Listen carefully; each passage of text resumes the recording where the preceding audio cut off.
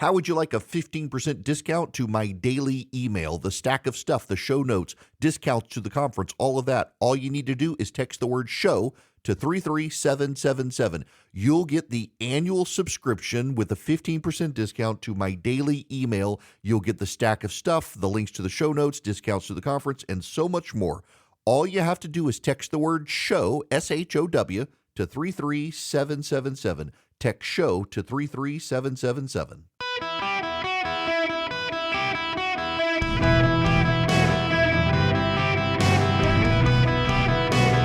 Welcome to the Eric Erickson Show podcast, Hour 1.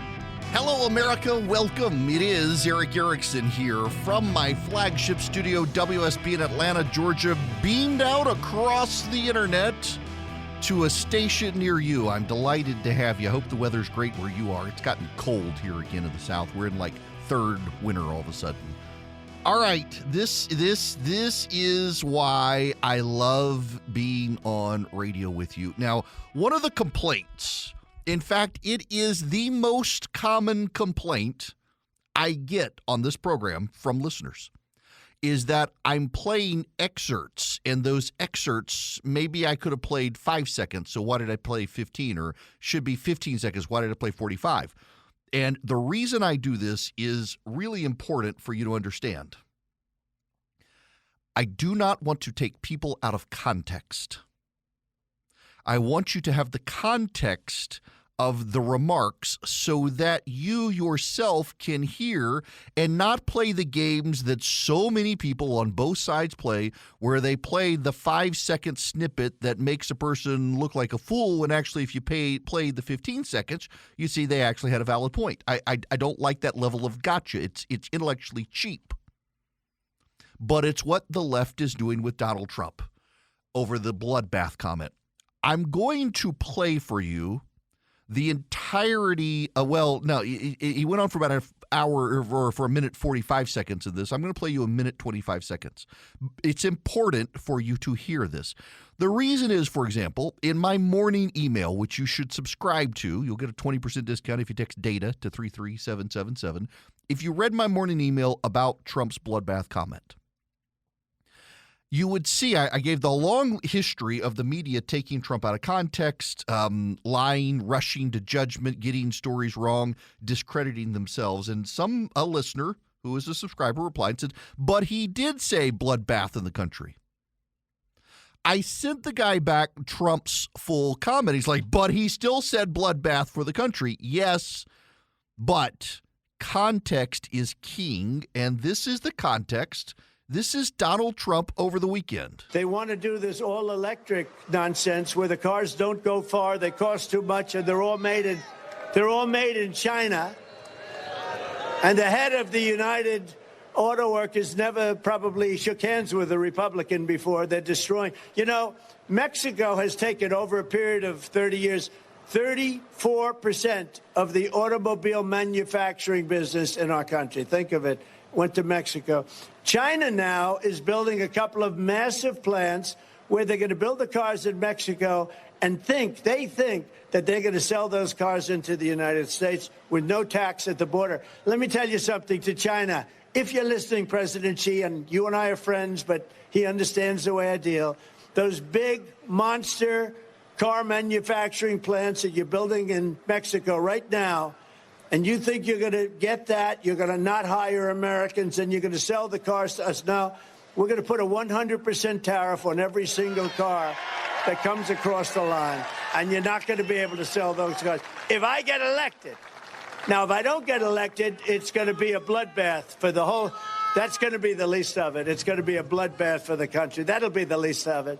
But they're not going to sell those cars. They're building massive factories. A friend of mine, all he does is build car manufacturing plants. He's the biggest in the world.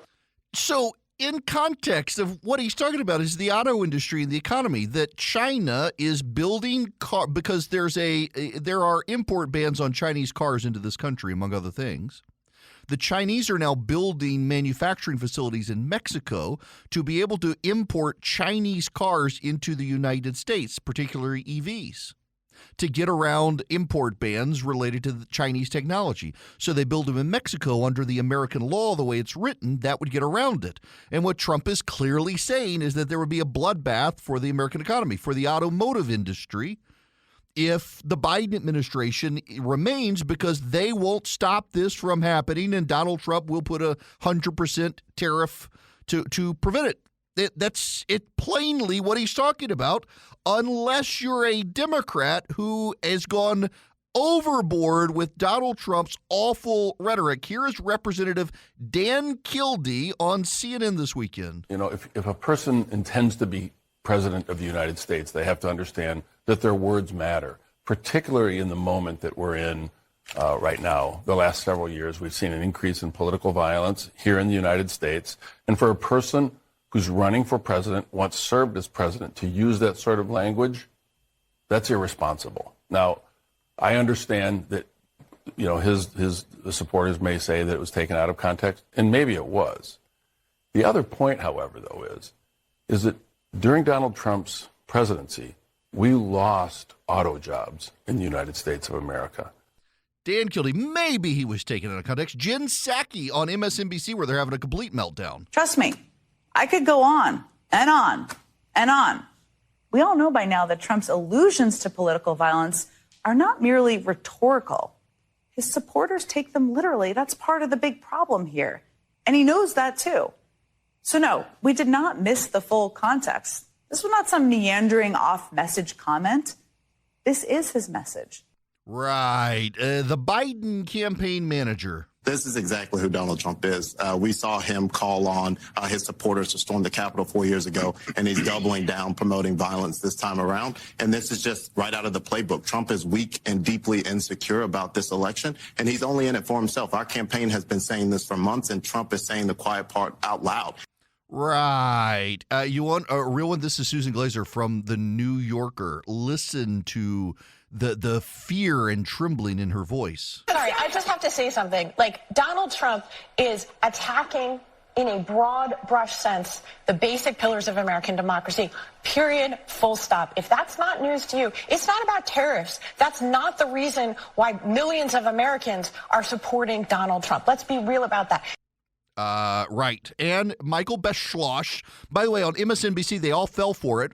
When Elon Musk and others pointed out y'all have taken him out of context, many of them deleted their tweets. But this morning, they're doubling down. We may have gotten it originally wrong, but we're still right. Well, I totally agree with what you've just said, Mika. And that's how fascism and totalitarianism, and in Germany's case, the Holocaust came to Germany, which had been a country where there were big institutions of democracy until, as you well know, the early 1930s. In a way, Donald Trump has done us all a favor, because if you and I had been talking, Mika, let's say 20 years ago, and we'd been talking about what would have seemed like a very abstract and distant subject of how fascism and dictatorship might come to America, you probably would have been more wiser. I would have said you would have had some smiling person pretending to be a normal candidate, like all the candidates for president who had gone before, all the way back to 1789. And suddenly, after getting elected, that person would use the enormous powers of the presidency that are given to that person by the Constitution. In a way, Donald Trump has made it easier, because when he tells you he'll be a dictator for a day, we all know that dictators don't resign after a day. When he uses the word bloodbath, yes, it was in the context of an automobile industry speech, but he knew exactly what he was saying. By the way, so they have this story at Politico today. The category is Trumpology. In on the joke, the comedic trick Trump uses to normalize his behavior. They actually argue that autocrats in the past used jokes. The humorless left is upset that Donald Trump uses jokes, because you know who used jokes? Hitler. Hitler used jokes, therefore Donald Trump is Hitler. And so Donald Trump can't use the word bloodbath, because we all know what he meant. Yeah, he meant exactly that the auto industry would have a bloodbath. It is a figure of speech. You don't believe me? That it's a regular figure of speech in not just political conversations, but news in general? But as Politico.com reports tonight on the, quote, bloodbath at the RNC, Headlines calling it a, quote, bloodbath. Be a bloodbath. Not only is it going to be a bloodbath, but after they leave New Hampshire, it's a bloodbath on her home turf. That's really tough. Trump has left a lot of corpses in his wake. I mean, we can count the bodies. As part of the, quote, MAGA drive to take over Maricopa County. And the headline refers to it as an impending bloodbath. columnist Charles Blow has a new piece for the New York Times entitled A Biden Bloodbath. 2018 midterms, you can bet that they 100% are fearing a slaughter. In fact, the word bloodbath and massacre come up frequently. The Republican Party will be destroyed. It's going to be a bloodbath. There's going to be a bloodbath one way or the other. Bloodbath for Bernie Sanders. It's been a bloodbath there, shaping up to be a bloodbath. Head off a bloodbath in next year's crucial midterm. Off-year elections are often a bloodbath. This week's bloodbath for Democrats. A bloodbath at the ballot box. There could be a Republican bloodbath. They'll talk about a bloodbath. It's a bloodbath. I have to talk about you. And It's going to be a bloodbath all day long. Is in for a bloodbath. Hasn't been a bloodbath on the way down. Donald Trump bloodbath. Be a bloodbath. Predicted to be a bloodbath. May not be the bloodbath. It would be a bloodbath. More of a bloodbath. It's going to be a bloodbath in November. Possible Biden bloodbath this November. A bloodbath on Wall Street. There's going to be a bloodbath in Alabama into a bloodbath. Obviously, there was a bloodbath. It was a bloodbath. We're down 800 points. This bloodbath at Department of Homeland Security. And it's a bloodbath today. There was going to be this bloodbath. Election bloodbath. It could be a bloodbath for them. Bloodbath, possibly. Bloodbath that went through with the Attorney General. Bloodbath 99 days out. The bloodbath is going to look like Presided over a bloodbath in the diplomatic corps. Absolute, in my opinion, bloodbath. The Democrats are calling it. Ticket sales turned into a bloodbath. Ticket sales for singer Taylor Swift's latest tour. It's safe to say the fans had a bloodbath for the company after the fiasco. By the way, so Jim and I are in studio. Let's just like, where's that classical music coming from? Because when I heard this on my laptop without headphones on, I never heard the classical music. And even I was like, did I accidentally trigger something? Nope, it was in the background. Hat tip to Newsbusters for putting that montage together. But they underlaid the music, and it caused me some heart palpitations. Nonetheless, the media has used the phrase the word bloodbath repeatedly. And Donald Trump's not allowed to use it because, oh, my stars and garters, they think his supporters can hear it and be prone to violence. James Hodgkinson was a Bernie Sanders supporter who liked Rachel Maddow and the Southern Poverty Law Center, and he attempted a mass assassination of Republican members of Congress. Spare me your outrage about Donald Trump's supporters being uniquely in some way violent. But they stormed the Capitol, Mr. Erickson, unlike Democrat supporters who stormed multiple cities around the nation, burning small businesses down. And let's not forget what they did at Trump's inauguration, firebombing limousines and small businesses in Washington, D.C., and many of them the District of Columbia decided not to prosecute. Y'all, he made a statement in the context of the auto industry. It's clearly in context. It's not about violence in the country. The media freakout only helps Donald Trump. They discredit themselves so much when they freak out about Donald Trump like this because they freak out and it's wrong. And it's like the boy who cried wolf. And over and over and over again, they do it. And the American public pays less and less attention to them. So Trump, therefore, can get away with things because the people of the country tune out the media's outrage. It's predictable and it's obvious. If they really cared about stopping Donald Trump, they would rein in their own excesses, but they're incapable of doing that because they are in a sick symbiotic relationship with Donald Trump. They can't help themselves. Time and time again, these morons go out of their way to exaggerate the things Donald Trump has said and the things related to Donald Trump. Remember the Gorilla TV channel? Members of the press completely convinced Donald Trump was watching a special TV channel from the White House about gorillas. It was satire, and members of the press fell for it. Then there was the story about Donald Trump Jr. being given early access to WikiLeaks data on Hillary Clinton. It turned out not to be true. And then there was the Washington Post that ran a story about 200 websites, including the Drudge Report, pushing Russian disinformation. It turned out not to be true. The Guardian and USA Today reported about a secret Paul Manafort mission outside the country that turned out not to be true. Brian Ross claiming Donald Trump asked Michael Flynn to reach out to the Russians before getting elected. He lost his job. It wasn't true. The New York Times and other news organizations rushing out a story that Donald Trump had ordered the Secret Service to clear protesters from Lafayette Park. It turned out not to be true. They were tear gassed. It was the Inspector General who found out from the Interior Department that they had been pushed out to make way for a fence. Time and time again, they do this about Donald Trump. They get it wrong. It's the boy who cries wolf all over again. They cannot take the loss, and they lack the humility to say they got it wrong. Hello there. Welcome. It is Eric Erickson here. The phone number is 877-973-7425 should you wish to be on the program. So I saw some of you guys at the Jordan Peterson event on Friday night. You know, so can I be honest with you guys? Because I laugh at myself about this. In the past, I've gone to these large events and people come up and say, hey, nice to see you, love your show, whatever. And then occasionally I go to these large events and nobody comes up. It's like, oh my God, are people still listening to me on the radio? Nobody's come up to me.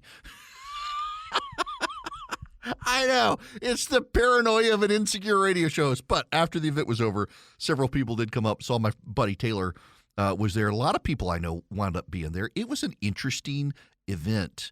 And I'm stunned that my 15-year-old wanted to go. I'm not a Jordan Peterson critic. I'm not really a fan. I don't really engage with his stuff. My son loves him and wanted to go to it. It was an hour-plus dissertation on the story of Exodus off the top of his head. The only notes he had were on his phone, reading the Ten Commandments and then doing an extemporaneous conversation with the crowd. It was fascinating to watch. The man wrestles not so much with God per se as with ideas, and sometimes struggles. And then what I found very funny is that at the end of a major point, he would say right, and it wasn't to the crowd. It was his verbal tick to himself that I've made my point. Period. Move to the next point. It was funny to watch someone do that because being someone who speaks off the top of my head 3 hours every day, I'm very familiar with that sort of thing, right? It was intriguing. It was a fun night. Very nice to hang out with my son, too. We had a nice hotel room, and he's like, can we just go home and be in my own bed? We got home about 1 o'clock in the morning. It was a fun time, though. Y'all, let me tell you about Vision Computers. My son wanted to get home because it turns out he had like first-person shooter meetup with friends on Saturday morning on his gaming PC. The Vision Computers built him. They can build computers for you, too, save you some money. Instead of getting a one-size-fits-all box from the big box electronics store, you get what you actually want, and it's upgradable over time. You call them at 404-COMPUTE or go to visioncomputers.com. But hey, if you're a small business, they can also help your IT department. You got one guy or no guy, Vision Computer can fill that void for just $179 a year, not a month, a year. You call Vision Computers at 404-COMPUTE. Tell them I sent you, get an even better deal, or look at visioncomputers.com. So your employees get the phone number, and they can call them in 15 seconds or less. They can get the answers to what's going on with their computers, get email support, printer support, you name it. Save your IT guy for the heavy lifting at your office. Vision Computers can take over the rest. 404-COMPUTE or visioncomputers.com. Tell them I sent you, get an even better deal. 404-COMPUTE. Start doing business with Vision Computers. Greetings, conversationalists. Welcome. It is Eric Erickson here. The phone number is 877-973-7425 should you wish to be on the program. I want to take two separate stories from the last couple of weeks and tie them together, and this is the ultimate problem for the left media right now. The Supreme Court, after months of talking heads on television telling us it was a no-brainer and obvious that Colorado had the power to take Donald Trump off the ballot in Colorado, ruled 9-0 that this was not the case. And the progressive response and the left media response was that, well, they got it wrong. We're right and they're wrong. They have now taken Donald Trump out of context on his bloodbath remark that was clearly about the auto industry and the economy. And their response now is, well, We left out the context, but it doesn't matter because his incendiary rhetoric is going to get people killed because this is what he does. There is an inability on the left to admit they were wrong. And every time they do this, it becomes more and more the boy who cried wolf, and more their refusal to take ownership of their error compounds their doubling down and compounds the American public tuning them out and no longer caring, which then allows Donald Trump to get away with a lot more. They themselves enable him. So I hesitate to use this example, but I'm going to because I'm a professional. Every single one of you knows someone who has a thing for toxic relationships.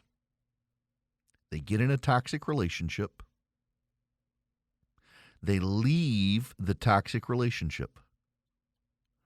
And their next relationship is just as toxic. The media and Donald Trump have a toxic relationship. And every time the media leaves Donald Trump, they come back to him in the toxic relationship because he is great for their bottom line. He is great for their bottom line. And progressives who want to beat Donald Trump love the toxic relationship. But also, I think there's a little more to it as well. I think that progressives at this point understand there's no there for Biden. The only thing they can do is scare people about Donald Trump. But really, it's a toxic relationship that they can't get out of. 877-973-7425 is the number. Jim, you're going to go to you first today. Welcome. Well, thanks. I listen to this, and I think, they've got to know that they're taking this out of context, most of them. And so what the reason for I'm wondering is, are they just doing this to think of any way they can to beat Trump? Because that's the one unforgivable sin that we cannot commit as voters. Yeah, look, they firmly believe they got to stop at nothing to beat Donald Trump. And if they got to lie to do it, they will do it. Okay. So here's my thing. Y'all know I don't believe 2020 was stolen. I think they stole it fair and square. They had judges change rules that they benefited from, and Donald Trump had crummy lawyers. I think both sides, Democrat and Republican, you're going to see a lot of indicted people after 2024 because I think both sides at this point view the other side as doing anything to win, that they're going to go do those things themselves. I think you're going to see both sides engage in shenanigans in 2024 in ways that didn't really happen in 2020, but people think actually happened. They're really going to go do it in 2024, and a lot of people are going to go to jail because of it. Because both sides are playing for keeps this time. They're both convinced the other side is going to impose a dictatorship. And what's happening is the Biden administration is starting to realize they're in trouble. Only now that he's got the nomination. This is from NBC News. President Joe Biden was seething. In a private meeting at the White House in January, allies of the president had just told him that his poll numbers in Michigan and Georgia had dropped over his handling of the war between Israel and Hamas. Both are battleground states he narrowly won 4 years ago, and he can't afford any backsliding if he is to once again defeat Donald Trump. He began to shout and swear, a lawmaker familiar with the meeting said. He believed he had been doing what was right despite the political fallout, he told the group, according to the lawmaker.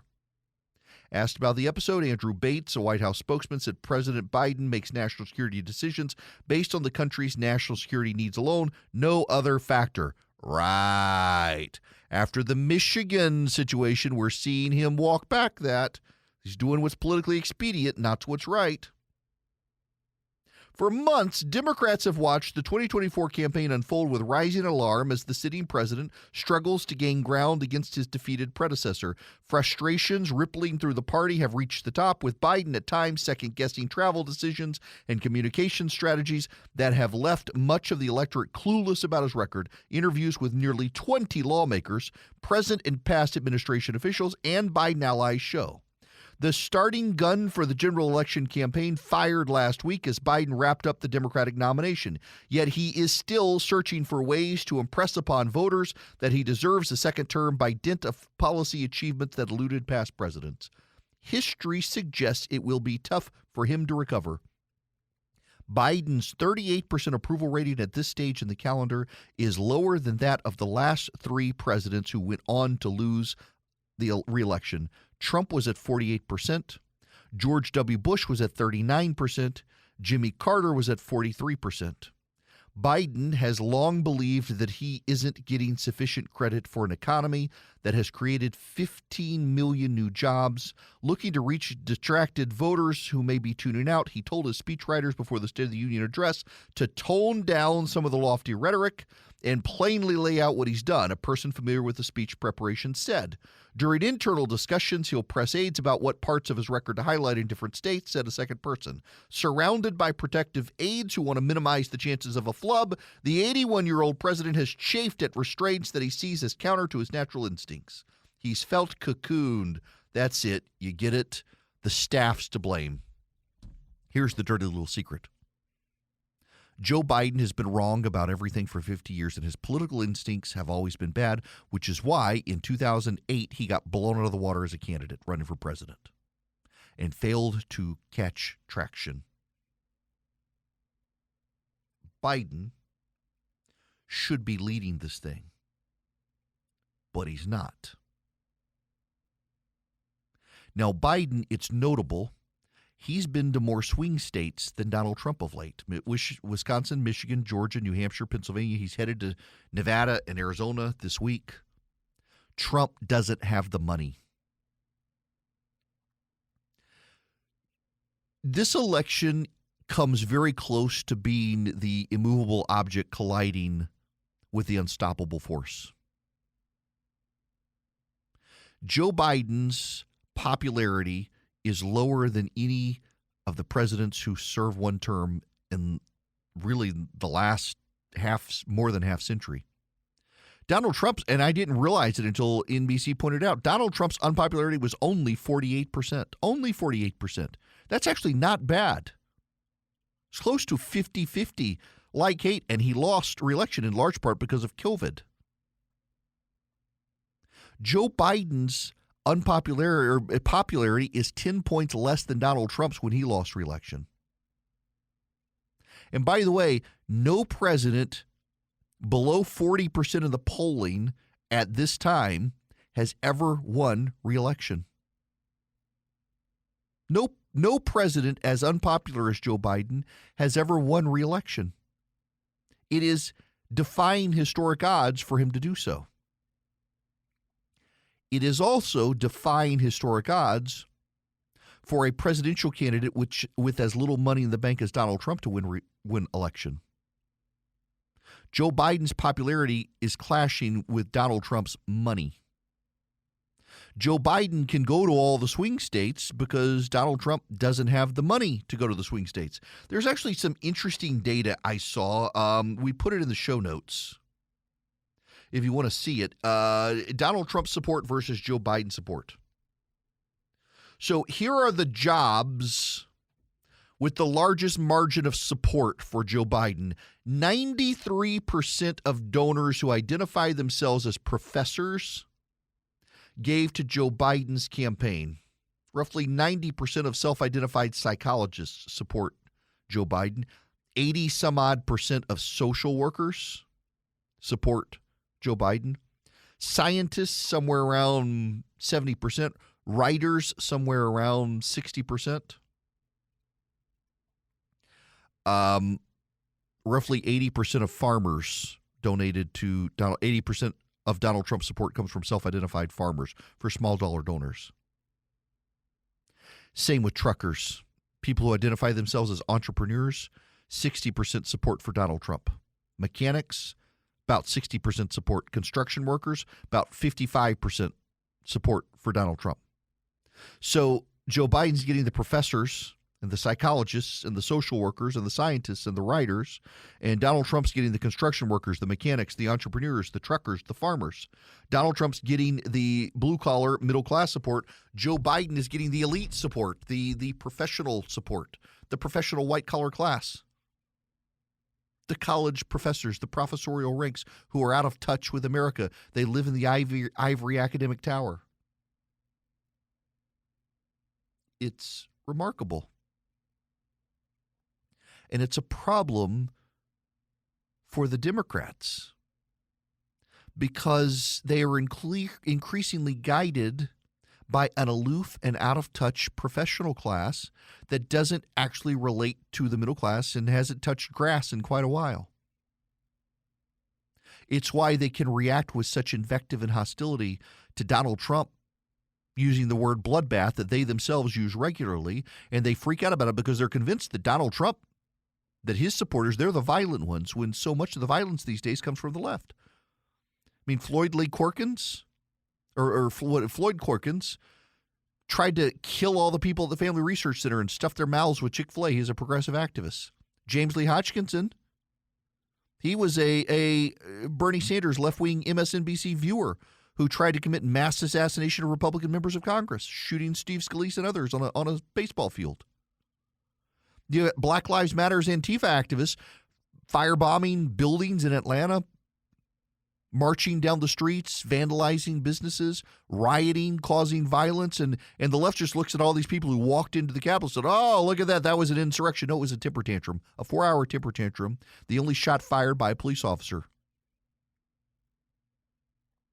No buildings firebombed, no small businesses vandalized. The left concocts a fiction that the media embraces, and the media embraces because the media is part of the left-wing sphere of influence. And so they see everything through the lens of the left, which gives validity then to their talking points, which causes all sorts of problems within their distorted field of reality. It makes it harder and harder for them to relate. And that gives Donald Trump an advantage. And it's when the Democrats in the White House are suddenly realizing maybe an advantage they can't stop.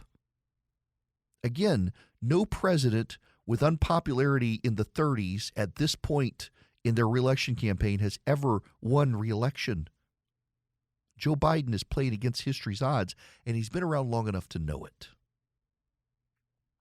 Between high interest rates and Bidenomics running wild, there's a real threat to a recession still. In fact, I don't know if y'all have seen the story, and I meant to get to it just now. I'll get to it when we come back on the cost of groceries are still going up. Despite all of this suggestion about inflation coming down, cost of groceries going up, people still cutting back spending. For 40 years, Swiss America has been the trusted leader in precious metals, and their goal is to help people like you and me protect our hard-earned assets and insulate us from economic turmoil. You should consider doing business with Swiss America if you want to learn how to protect your hard-earned assets now and insulate your family from economic turmoil. Swiss America has answers for you. All you have to do is reach out to them at 800-289-2646 or visit SwissAmerica.com/Eric. In fact, with the BRICS, Brazil, Russia, India, China, and these third-world countries, developing countries, gaining on us in certain economic areas, and gold being bought up and skyrocketing right now, there are warning signs about economic stability. Swiss America wants to develop a relationship with you. You might want to with them. 800-289-2646. All you have to do is mention my name when you call them or go to SwissAmerica.com/Eric.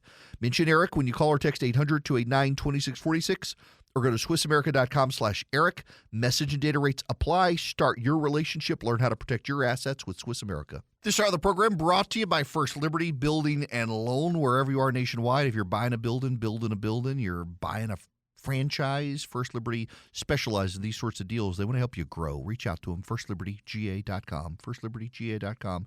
Any business nationwide, they can help you. They're also great people. Just they've been doing this since the 90s. The Frosts are great people.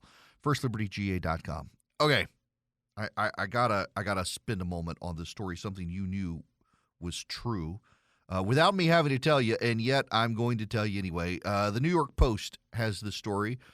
Research done. The self-described wokes, people who describe themselves as woke.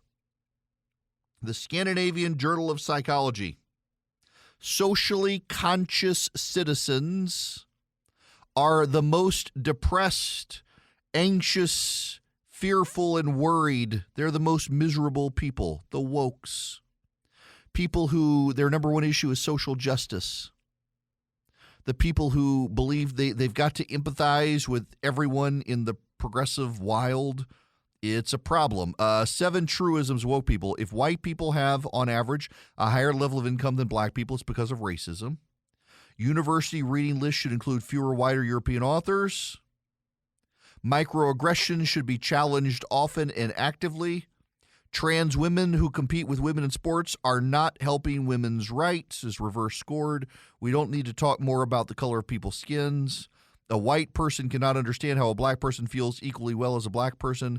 A member of a privileged group can adopt features or cultural elements of a left privileged group to also reverse scored. What does that mean?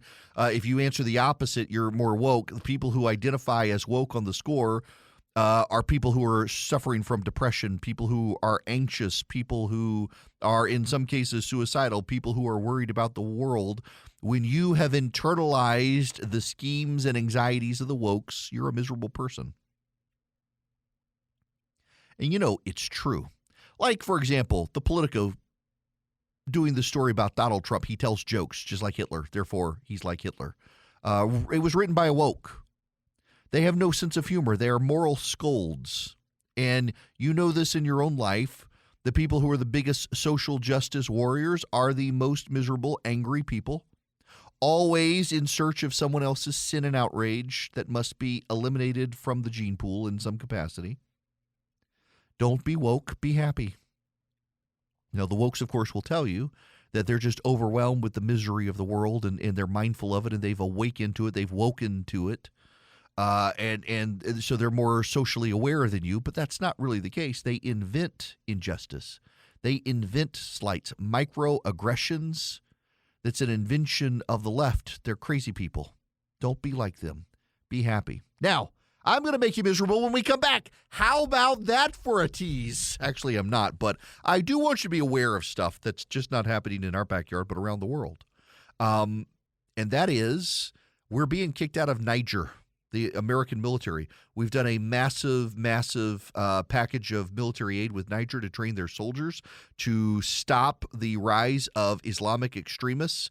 There's been a coup funded by the Russians, and now the folks of Niger are kicking the United States out, exacerbating and inflaming Islamofascism in that country. It's becoming a big thing as Joe Biden's world burns down around him, and yet he's worried Donald Trump will make things worse.